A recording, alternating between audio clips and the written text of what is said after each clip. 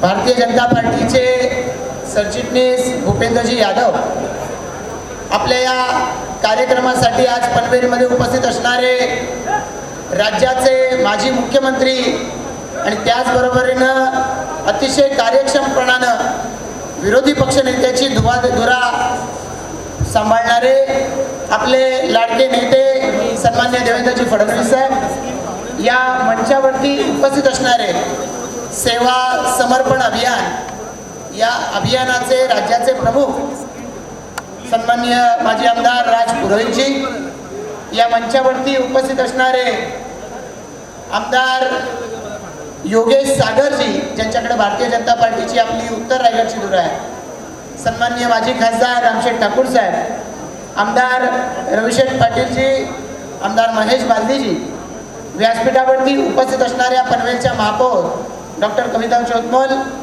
पेणच्या नगराध्यक्षा प्रीतम पाटीलजी, माडाचे माजी सभापती माजी जिल्हाध्यक्ष बाळासाहेब पाटीलजी, मंचावरती उपस्थित असणारे माझे सहकारी दक्षिण रायगडचे अध्यक्ष महेश मोहिते, व्यासपीठावरती उपस्थित असणारे सर्व मंडलांचे अध्यक्ष, जिल्ह्याचे आमचे सर्व पदाधिकारी सहकारी, उपस्थित असणारे उरणच्या नगराध्यक्षा सायली म्हात्रे, कर्जतचे उपनगराध्यक्ष अशोक ओसवाल, त्याचबरोबर माथेरानचे उपनगराध्यक्ष आकाश चौधरी, त्याचबरोबर उरणचे उपनगराध्यक्ष जयवीन कोळी, व्यासपीठावर उपस्थित सर्व सन्मान्य सहकारी पदाधिकारी, उपस्थित असणारे सर्व आमचे समोर उपस्थित असणारे जिल्ह्यातील विविध पदाधिकारी, प्रकोष्ठ, मोर्चांचे सर्व पदाधिकारी, सर्व शक्ती केंद्र प्रमुख, बूथचे अध्यक्ष, आज या ठिकाणी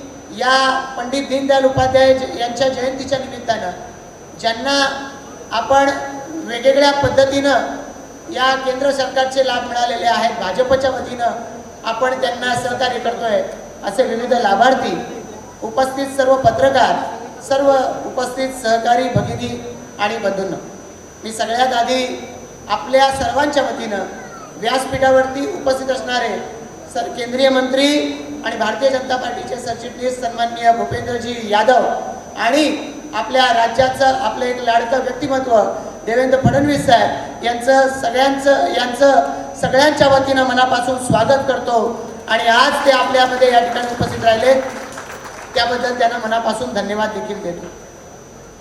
मित्रो, आज पंडित दीनदयाल उपाध्याय यांची जयंती, भारतीय जनता पार्टी पूर्वाश्रमीचा जनसंघ याची स्थापना ज्यांच्या माध्यमातून झाले ते पंडित दीनदयाल उपाध्याय आणि भारतीय जनता पार्टीनं ज्या वेळेला सर्वसामान्य माणसापर्यंत पोहोचण्याचा विचार केलाय, शेवटच्या माणसापर्यंत पोहोचण्याचा विचार केलाय, अंत्योदयाचा विचार केलाय, त्यावेळेला पंडित दीनदयाल उपाध्याय यांचे विचार समोर ठेवूनच आपण सातत्यानं काम केलेलं आहे.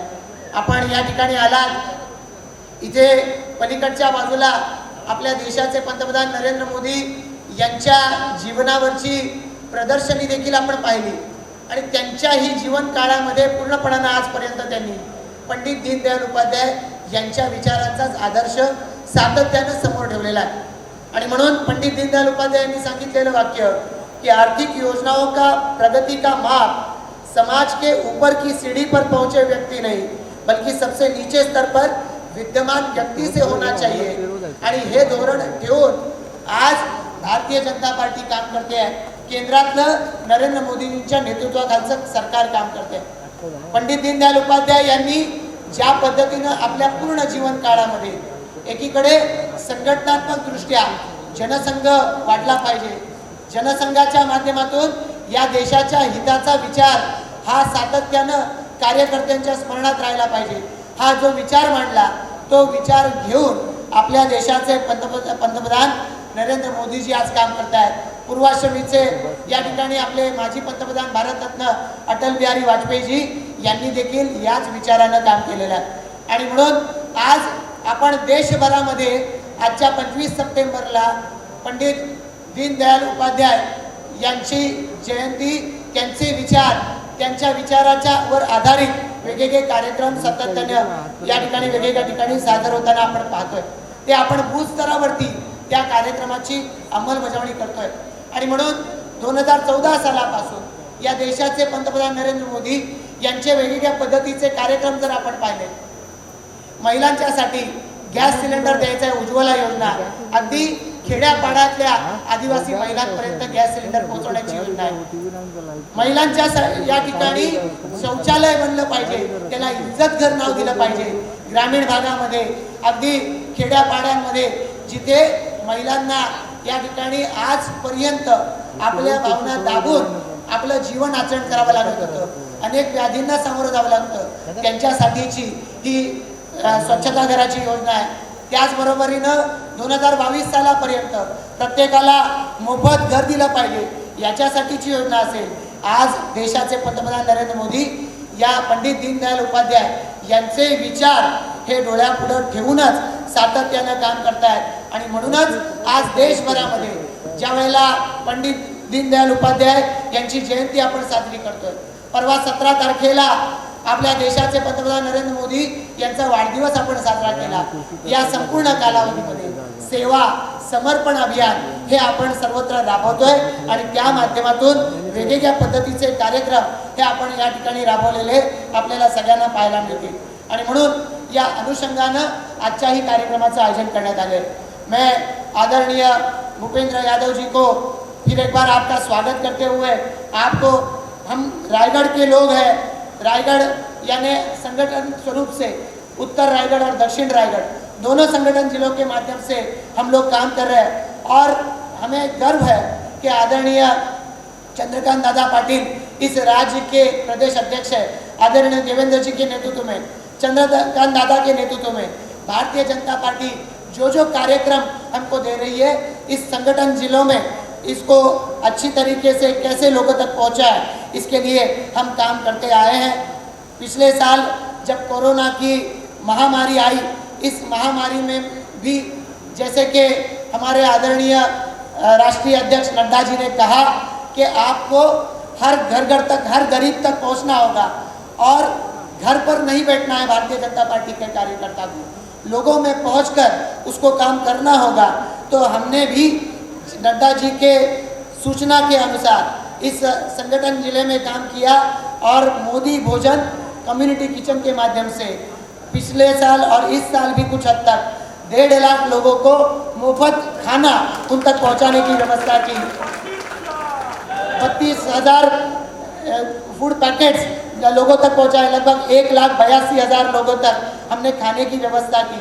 रामशेठ ठाकुर जी यहाँ पर माजी सांसद बैठे हैं, उनके माध्यम से, भारतीय जनता पार्टी के माध्यम से और विधायकों के माध्यम से 2020 और 21 इस सालों में 2,15,000 रेशन किट हमने लोगों तक, रायगढ़ जिले में लोगों तक बांटे. 1,20,000 फेस मास्क का डिस्ट्रीब्यूशन, 80,000 सैनिटाइजर बॉटल्स का डिस्ट्रीब्यूशन किया.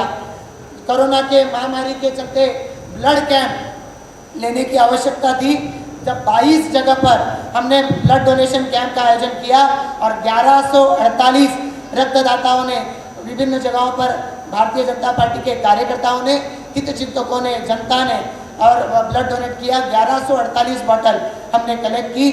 जब होम्योपैथिक दवा लोगों पर असर कर सकती है ऐसा कहा गया, आर्सेनिक एल्बम की लगभग 2 लाख बॉटल्स हमने लोगों में जाकर बांटी, जहाँ पर लोगों को मदद की ज़रूरत थी. महाराष्ट्र की सरकार कम पड़ रही दिखाई दिया, भारतीय जनता पार्टी ने वहाँ पर अपनी ओर से सहायता केंद्र की स्थापना की. 10 ऑक्सीजन कॉन्सेंट्रेटर हमने अपनी ओर से प्रोवाइड किए. उसी के साथ साथ विधायक महेश बाल्दी जी यहाँ पर उपस्थित है, आदरणीय देवेंद्र जी के हाथों से उद्घाटन हुआ था. 60 बेड का कोविड केयर सेंटर उन्होंने उस माध्यम से चालू किया. 350 पेशेंट किसी भी 1 रुपये का चार्ज लिए बिना सारी टेस्ट, सारा इलाज कर अपने घर पर वापस पहुंच चुके हैं. तीसरी लहर आएगी जब बताया गया, पार्टी ने सूचना की, कार्यकर्ताओं ने प्रोग्राम बनाया और म्यूकरमाइकोसिस होने दीजिए या छोटे बच्चों पर असर नहीं होना चाहिए, इसके लिए भी हमने विभिन्न तज्ञों के मार्गदर्शन का आयोजन किया और उसके माध्यम से लोगों तक हम किस तरीके से भारतीय जनता पार्टी पहुंच सकते हैं, इसके बारे में हरदम प्रयास किया हुआ है. पीएम केयर फंड में भारतीय जनता पार्टी के विभिन्न कार्यकर्ताओं के माध्यम से इस सारे कार्यक्रमों के सिवाय 9,53,491 रुपये हमने पीएम केयर फंड में जमा किए। और जब निसर्ग की आंधी आई, जब बाढ़ आई महाड़ में या पोलादपुर तालुका में, तो उस वक्त भी भारतीय जनता पार्टी ने पहल की। सम्माननीय देवेंद्र फडणवीस जी ने, चाहे उस वक्त निसर्ग की आंधी हो या तौते की आंधी हो, खुद उन्होंने दौरा किया। भारतीय जनता पार्टी के कार्यकर्ता जन जन तक वहाँ पर पहुँचे और सब जगह पर लोगों तक पहुँचे जिनके घर में बिजली 15-15, 20-20 दिन तक नहीं पहुँची। कई जगह पे तो महीना भर महाराष्ट्र की सरकार बिजली वापस रीइंस्टेट नहीं कर पाई। 9,500 सोलर दिए लोगों तक भारतीय जनता पार्टी ने जाकर वहाँ पर दिए। लोगों के कई सारे अलीबाग, श्रीवर्धन, खेड़ ऐसे क्षेत्र में बहुत सारे लोगों के खेतों का नुकसान हुआ, उनके पेड़ों का नुकसान हुआ, उनकी उपज ही ये पेड़ थी। तो ऐसे लोगों को 25 वुड कटर, क्योंकि वो कटर की सुविधा शासन नहीं दे पाई, तो पार्टी की ओर से वो वुड कटर हमने दिए। 10 ट्रक जो पत्रे यानी एस्बेस्टॉस सीमेंट शीट्स, ये भारतीय जनता पार्टी की ओर से 10 ट्रक सीमेंट एस्बेस्टॉस शीट विभिन्न लोगों को दी गई। मैंगलोर टाइल्स 2 ट्रक लोगों तक पहुंचाई गई। 1000 जो टारपोलिन शीट होती है, ताड़पत्री, ऐसे 1000 लोगों तक पहुंचाई गई। मोमबत्तियाँ, जब ये लाइट भी नहीं पहुंची थी, 1 ट्रक मोमबत्ती लोगों तक पहुंचाई गई। आदरणीय देवेंद्र जी के हाथों से लोगों को 923 नारियल फल पेड़ के पौधे ये हमने लोगों तक पहुंचाए हैं। विभिन्न माध्यमों से लोगों तक पहुंचने का प्रयास भारतीय जनता पार्टी ने किया है। और इसी समय में पंडित दीनदयाल उपाध्याय जी का अंत्योदय का संकल्प है, और इस अंत्योदय के संकल्प में पनवेल कॉरपोरेशन भी कहीं पीछे नहीं रही है। पनवेल कॉरपोरेशन के माध्यम से दिव्यांगों के लिए निधि दिया गया है। कुष्ठ रोग जिनको होता है, लेप्रेसी, उनके पेशेंट्स हैं, उनको भी फंड दिया गया है। अलग अलग माध्यम से भारतीय जनता पार्टी जहां सत्ता में है, चाहे पनवेल कॉरपोरेशन हो, चाहे पेन कॉरपोरेशन हो, उरन कॉरपोरेशन हो, खोपोली या माथेरान में, यहाँ पर भी भारतीय जनता पार्टी के माध्यम से विभिन्न स्तर पर प्रयास किए गए हैं। पंडित दीनदयाल उपाध्याय जी का जो संदेश है, उस संदेश को कार्य के रूप में लोगों तक पहुंचाने के लिए हरदम भारतीय जनता पार्टी प्रयास करती आई है। आज आप इस मंच पर उपस्थित है और हमें बहुत ही आनंद है। भारतीय जनता पार्टी के संगठन स्तर पर काम करने वाले एक कार्यकर्ता को आदरणीय प्रधानमंत्री नरेंद्र मोदी जी ने ये जिम्मेवारी दी है, और हमें पूरा विश्वास है कि आने वाले समय में आपके माध्यम से देश की विभिन्न समस्याएं, वो समस्याओं को न्याय मिलेगा।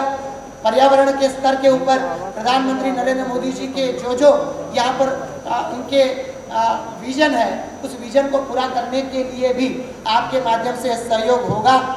मेरे सहयोगी विधायक महेश बाल्दी जी रायगढ़ जिले की कुछ समस्याओं की ओर आपका ध्यान आकर्षित करेंगे, पर उसी के साथ साथ आज आप इस मंच पर उपस्थित है। आदरणीय हमारे नेता देवेंद्र फडणवीस जी इस मंच पर उपस्थित है।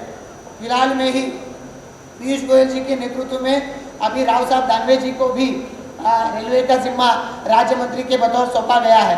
पनवेल जहां पर आज हम लोग बैठे हैं, यहाँ का रेलवे स्टेशन A+ कैटेगरी का है, और उसी के साथ साथ लगभग जो लॉन्ग डिस्टेंस ट्रेन है, लोकल ट्रेन है, कुल मिलाकर 1 लाख पैसेंजर्स लोग रोज पनवेल से या पनवेल आते जाते रहते हैं। तो इस जगह की विभिन्न डिमांड्स है, मांग है। मैं आपसे और आदरणीय देवेंद्र जी से यहाँ पर मांग करता हूँ कि अगर राव साहब जी को अगर ये जिम्मा सौंपा गया है, तो राव साहब जी के नेतृत्व में अगर पनवेल में जनता दरबार का आयोजन किया जाएगा, प्रवासी दरबार का आयोजन किया जाएगा और प्रवासी लोगों की मांगे सुनी जाएगी, तो कई सारे इश्यूज दौड़ना शुरू करेंगे। और मुझे पूरा विश्वास है कि इसके माध्यम से पनवेल के प्रवासियों की विभिन्न समस्या उनको उजागर होंगी और उनको डेवलपमेंट की ओर लिया जा सकता है। आज हम रायगढ़ जिला के भारतीय जनता पार्टी के कार्यकर्ता अपने आप को भाग्यशाली समझते हैं कि पंडित दीनदयाल उपाध्याय जी का जो आज जयंती का कार्यक्रम है, सेवा के समर्पण के विभिन्न कार्यक्रम हर बूथ पे हो रहे हैं।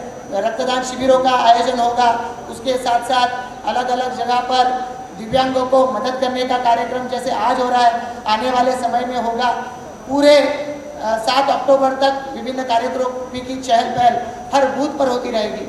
हर बूथ पर भारतीय जनता पार्टी का कार्यकर्ता जन जन तक पहुंचेगा और उनकी समस्याओं को सुनते हुए केंद्र सरकार की योजनाएं उन तक पहुंचाने का प्रयास करेगा। भाजपा के माध्यम से, सेवा के माध्यम से उन लोगों को यहाँ पर मदद करने का अपनी ओर से प्रयास करता रहेगा।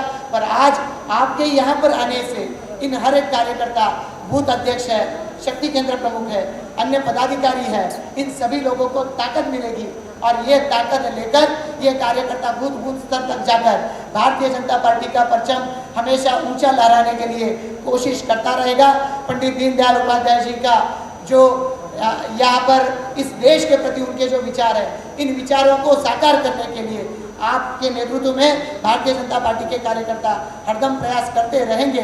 आप आए और आपने इस कार्यक्रम के माध्यम से प्रेरणा देने के लिए हमें समय दिया। फिर एक बार हम सभी मंच पर उपस्थित सहयोगी की ओर से, सामने उपस्थित सहयोगी की ओर से, और चूंकि कोविड का समय है हम सभी को तो नहीं बुला पाए, यहाँ नज़दीक के बूथ अध्यक्ष और शक्ति केंद्र प्रमुख तक हम आज गए हैं, पर सोशल मीडिया के माध्यम से वो सारे कार्यकर्ता जो आज यहाँ इस कार्यक्रम को देख रहे हैं, ऐसे सारे कार्यकर्ताओं की ओर से फिर एक बार आपको धन्यवाद देके यहाँ पर मेरा निवेदन समाप्त करता हूँ। जय हिंद, जय भारत।